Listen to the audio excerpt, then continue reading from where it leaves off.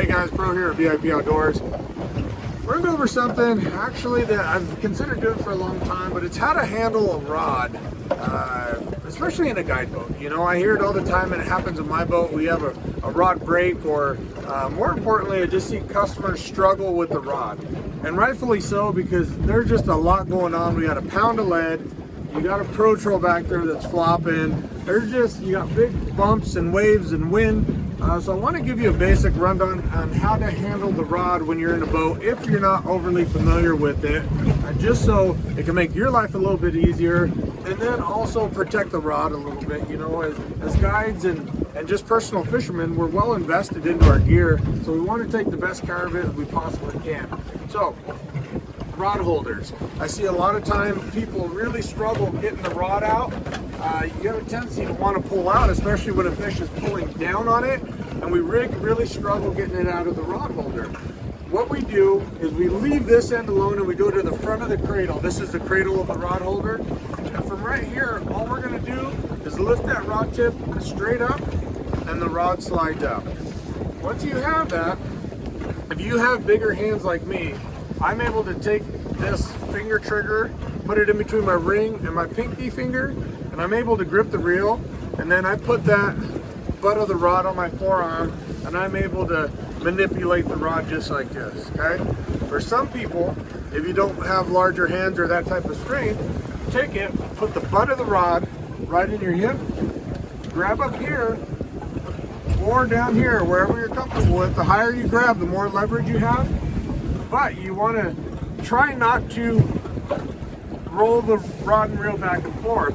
If you have to grab the front, lean this reel into your forearm. That way it stabilizes, and when you reel, it's nice and stable. A lot of times I see this going back and forth, they're really high, but if you lean that reel into your forearm, the butt into your waist belt, and hold up high, you got a little bit of leverage. Now, when we reel in, especially with the fish, what you're going to do is you're going to lift up nice and easy and reel down quickly. When I say reel down quickly, you reel quickly, but the lowering of the rod takes place nice and smooth, making sure you can feel the weight of the fish the entire time, okay? Now, when we get it to the top, a lot of people do just that. They reel it to the top, and then the thing's bumpy, windy, your gear's going everywhere.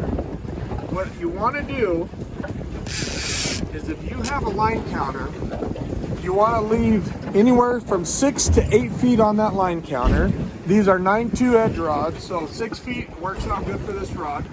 I grab the foregrip of the rod, I lift it up in the air at chest level, and that weight comes into my chest. Then I generally grab the weight in one hand and the flasher and the gear in the other, okay?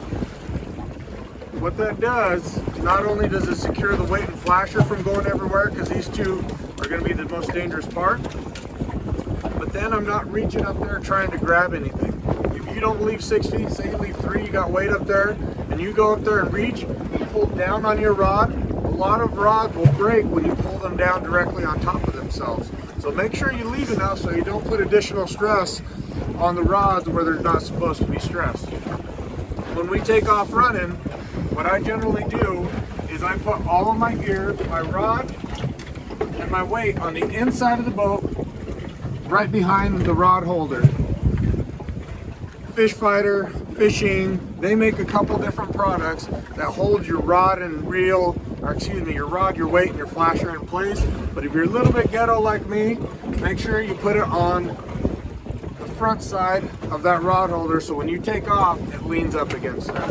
Anyways guys, that's the way we handle our rods here in our vessel at VIP Outdoors. Hopefully that helps out, and I'll see you on the next one.